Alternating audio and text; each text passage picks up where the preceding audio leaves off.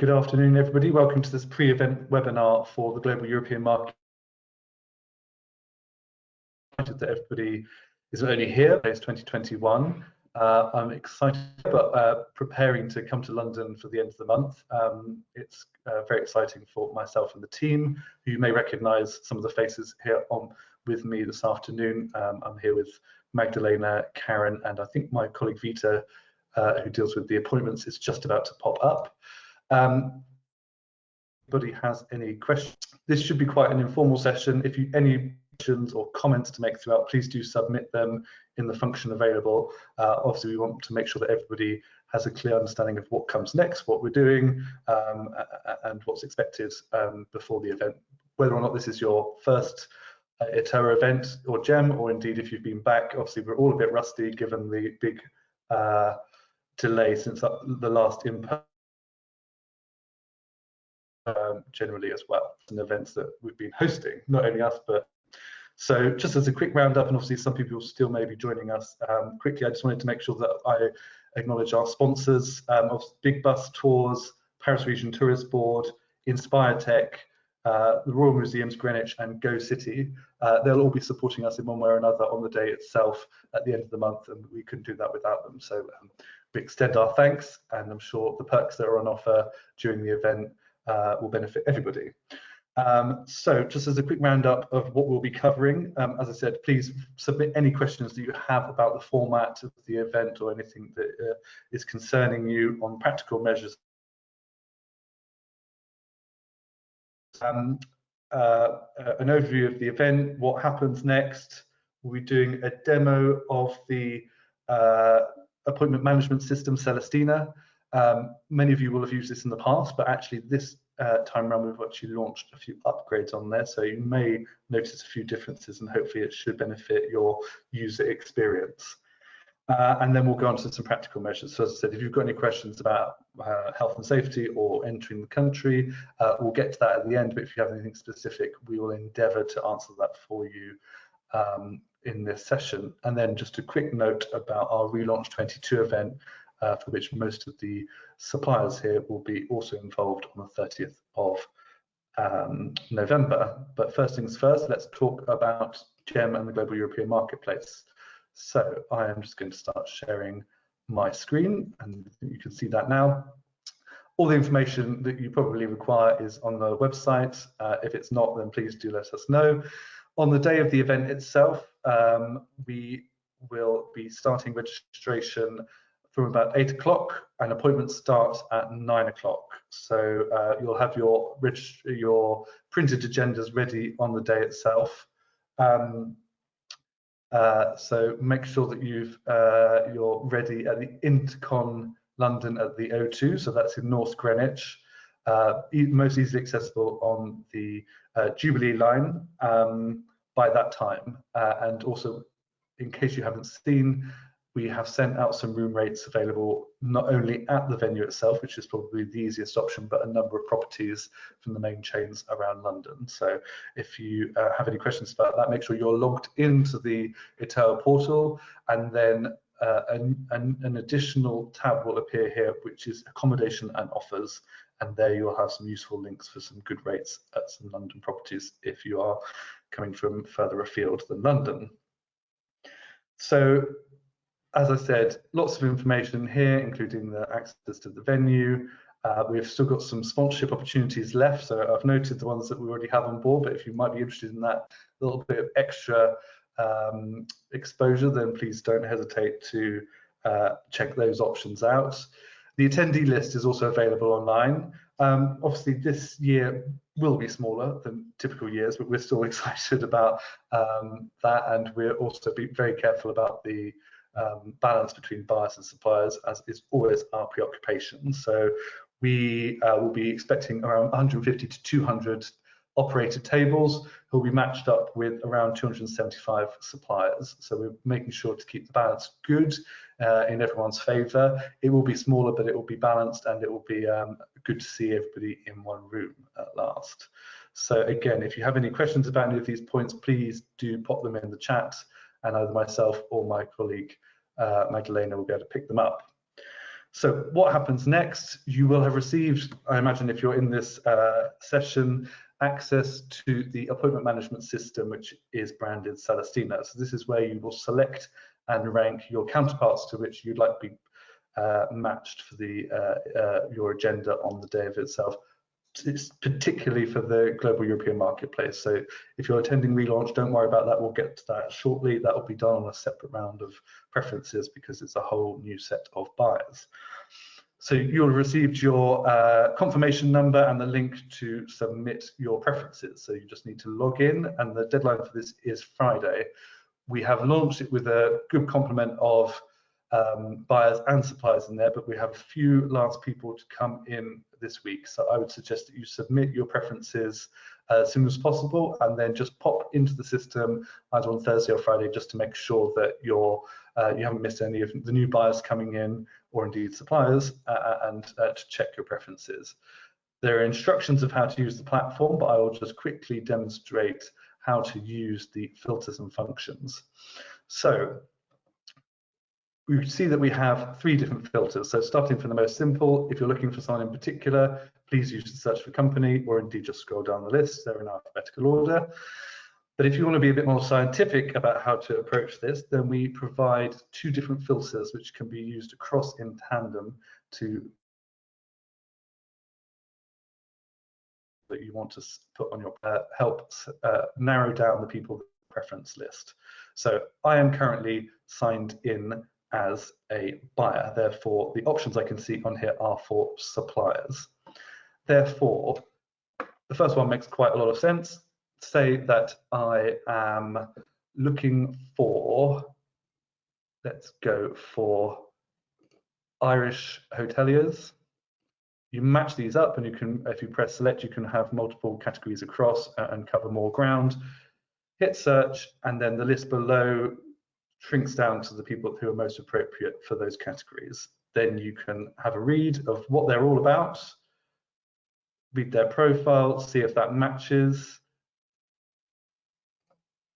Then if you're interested, you add them onto your list on the right-hand side, and then you slowly build that up. So that's filter number 1. Filter number 2 helps find people who might be interested in you. So as I said, I'm signed in as a buyer at the moment. Say, for instance, that I am an operator that's looking after, allows you to North American find people who might be looking for your type of business. So it's a kind of reverse lookup in that respect.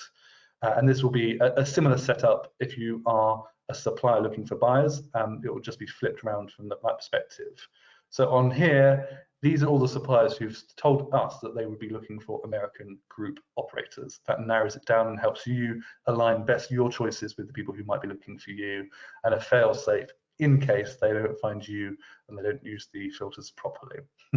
So once you have filled up, and on this we give you 17 appointment preferences, that's the same across the board between buyers and suppliers, and then in combination we start from the very top and start assigning people once they are once we've closed the appointment system. So you put them across into your list, but the most important thing is to put them in order of preference, because we start at the top from number 1 downwards and really prioritize everyone's top preferences. And that's why we have to launch the appointment system early, because we make painstaking work to make sure that everybody is as satisfied as possible with the balance that we can provide given the preferences. Once you've done that, you can submit. As I said, you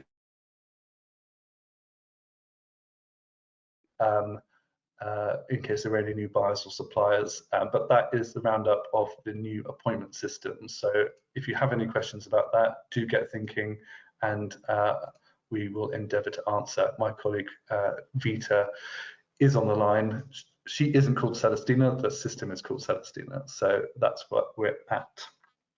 So once we've done that, which again, as I said, the deadline is this Friday to do that, then we will close for preference selections. Then we start the matching process, and then the week before the event we will provide the preliminary agendas for everybody. That allows you to just start preparing for your meetings, and then on the day of the event that you must use on the day itself. You'll have a printed version, and it's the printed version. Don't print off, print off your notes, but just in case there are any last-minute tweaks, additions or cancellations, or even time changes, please only use the printed version that we provide on the day itself to follow that. Buyers will be seated, so they are static for the day, and then suppliers visit them at their desks in line with the agenda. And we'll be making announcements at the change of every meeting. So obviously there are breaks throughout the day, but this is the speed dating element of it, which the agenda is king and will be leading the day completely. So that's a little tour of the new AMS. As I said, it may look very familiar, but there are just some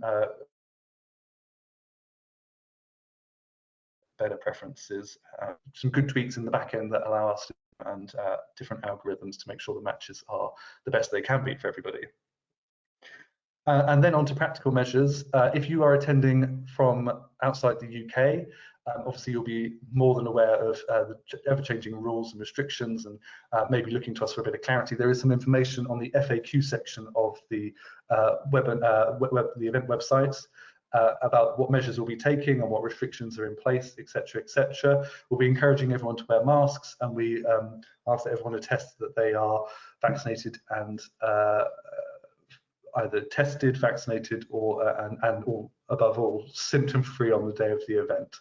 So that's the simple aspect of it. But if you're entering from outside the UK, those steps will be the ones that then allow you into the event itself. We don't have the obligation to be scanning anybody, and I think that'd be very complicated given the different countries that people will be visiting from. So you'll be aware, you may be aware, that today the rules changed, and by the end of the month, if you're coming from a country that is on the approved vaccination list, and that's what you've got, then you'll only need a lateral flow test on arrival. And this is quite a strange thing, and I apologise on behalf of the UK about this, that you'll have to do that, and you can do that from arrival. That's a 2-day test. You will need that booking number for your locator form when you're entering into the country. If you're leaving immediately after, and you're only in the UK for 24 hours or so, then you don't actually have to take the test, but you just have to have it booked, which is frankly ridiculous, but I imagine most of you are staying slightly longer than the 24 hours on there. So I will just share the information live from the UK website now on the chat. So if you have any doubts about that, please check out that. That's in the chat function just now. All the information is on here, and including the links you need to go to find a provider. So I'd leave that for a few weeks, because by the end of the month, as I said, it's lateral flow tests only that are required to enter the UK from countries where you will have received one of the approved vaccines. So check out all the information on there, and then book up your test to walk nearer to the event itself. So I'm not sure if anybody has any questions pending for us. So that's a kind of a very quick wrap up of what we need to impart to everybody and our delegates. As I said, we're looking forward to seeing you all. Just then a quick note for the suppliers who will be attending relaunch. As I said earlier, we're running a completely separate appointment system for that, because it will be a whole slew of different buyers attending. That's the online version of the event, or the extension of the Global European Marketplace this year, 30th of November, over about 12 hours or so. So it's going to be a pretty intense but really efficient day in order to really kind of have the best footing as we go into 2022. As I said, the appointment system for that event will be launching on the 1st of November. So keep an eye out for that. It'll be a whole new set of buyers and suppliers in the mix on that one. So I don't think, Magdalena, we have any questions. I haven't seen any come through. No questions so far. Live feedback. If you ever had any questions about how the appointment system works, Vita is here. So take advantage of her presence on the line. We'll just stay around for a few more minutes, just in case about the event. If anybody wants to drop us a note about anything. So I just had a question about the testing. So in the chat function, I've just posted the link to GovUK, which will have all of the information about the testing. So you'll need to book the test in advance and have that reference number on your locator form. So both of those two pieces of information are available on that site. And although it's a 2-day test, I think the most important snippet of information there is you don't have to wait till the second day. You can do that actually on arrival. It just has to be done within the 2 days of your arrival. So I would suggest, just for convenience sake, to find one of the suppliers, and they're listed on that website, who will do that at your point of entry, whether that's on the train at the Eurostar terminal or at one of the airports. It's easier to get it done and move on.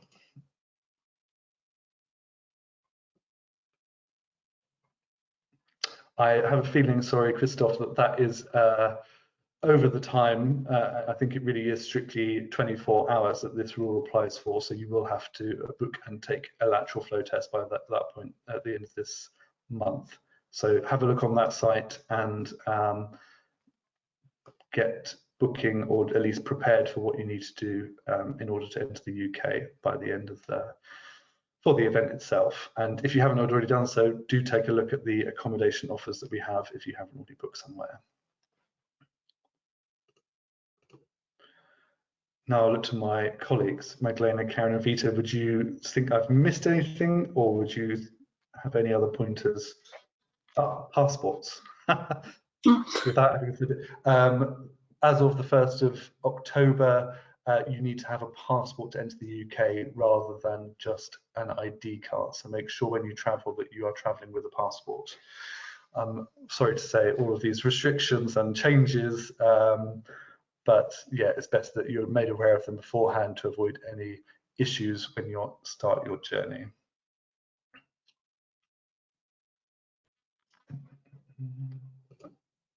Yeah, I think otherwise pretty much everything I think has been mentioned that I would have mentioned as well.